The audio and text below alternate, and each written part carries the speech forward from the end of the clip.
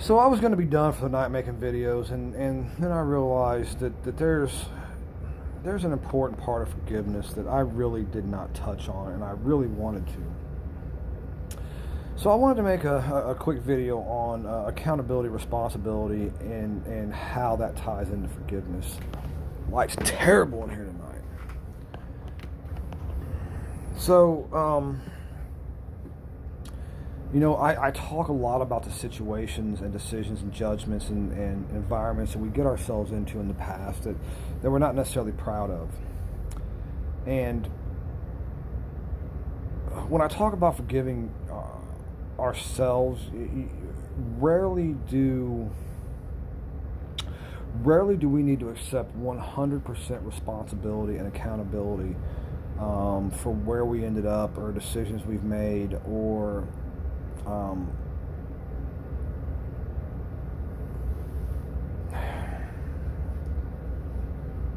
I guess really need to talk about action and reaction. That's probably a better way to start this video, because we know something I struggled with was action reaction. Isaac Newton, I think, one of his laws of physics, for every action there's an equal but opposite reaction.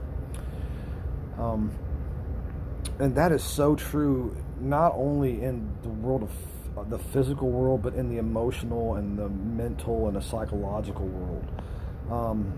You know, he or she did this to me, so that therefore I am going to do this or this, and then oh well he did that, well I'm going to do this. There's a lot of that. A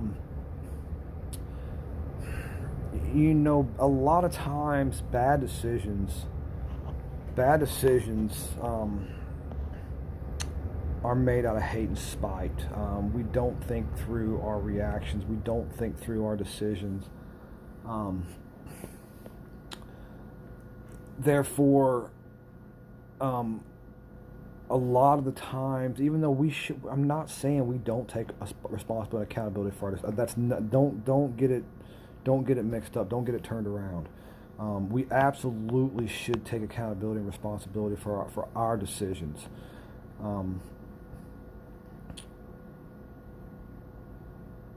We shouldn't blame other people for our actions or our decisions, but we should come to understand what part other people had to play and why we made those decisions. Just because he or she hurts me does not give me a right to make a decision based solely on how much that person's going to get hurt in return. That is something that was probably the main factor in why I ended up where I ended up. Hate and spite fueled me there for a long time. And I'll tell you what, I got really good at making terrible decisions based on hate and spite. Giving people what I thought they deserved. And I have since gotten really good at not doing that. Do I have my moments of weaknesses? Absolutely. But for the most part, I've gotten really good at distinguishing, just because he or she hurt me or did something I don't like doesn't mean that I have to get even or get back. No, I don't. And there's even been a couple times where I've been done dirty by people, but then I see them struggling on the side of the road, or and they've got kids, and it's not right just because they did me dirty. No, I'll put a set of brakes on their car just because I'm a mechanic. I'm a mechanic on the side, away from my regular job. But there are times where I've been done dirty by people, and maybe their only car, their only ride, needs brakes, or they can't get their kids to school. Because, I can set that past aside, and I can go spend an hour of my day and put a set of brakes on their cars, not because I have to, but because it's the right thing to do. Because their family relies on that vehicle to get them where they need to be, to make sure the kids can go to school or the kids can get to the doctor, or if there's an emergency, they need to be able to have that ride. And then that's just one example of not being spiteful in a real world circumstance. And, that's really where I talk about forgiving other people. It's not necessarily that they were the only ones in the situation, or that I need to, because they only did me wrong, but forgiveness for, hey, I ended up making this decision and it was my decision, but you need to accept the fact that you played a role in that. And I'm not looking for forgiveness. I'm not looking for an apology. I just want to let you know that, hey, I made this decision because at the time, this is what I was feeling. I was being spiteful. I was being hateful. It wasn't right. But, the decisions that you made, the actions that you took were no better than the actions I took. So, that's a part of getting past the past. That's a part of forgiveness. That's a part of change, is being able to break down the events of the past and go, yes, this is where I ultimately ended up at. But because of an action that this person took, it spun me off course and it headed me towards someplace I didn't like. But maybe the action of that person was a reaction to something I did. And that's what I really meant when I said the roadmap to the past is very clear. And it's full of those action-reaction moments. And that really, I think, is what I was trying to get at when I said, analyze the past. You can't forgive yourself for something that wasn't your fault. You can't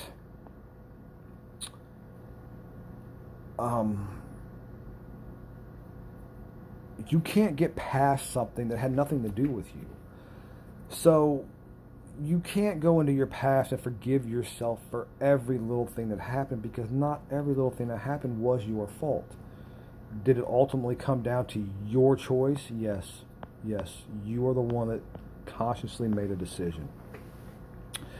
And I think that really ties into to my video on getting started, about making good decisions.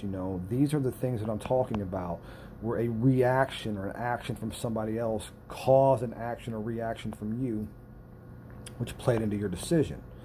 And when you can get rid of that outside negativity when it comes to your decision, it helps. It helps.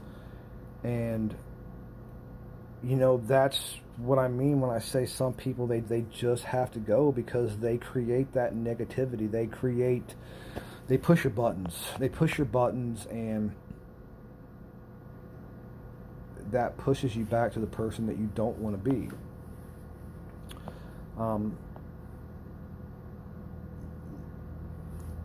But, a lot of people, until they start their journey, they won't be able to accept responsibility or accountability for their part of whatever it is that you're going through.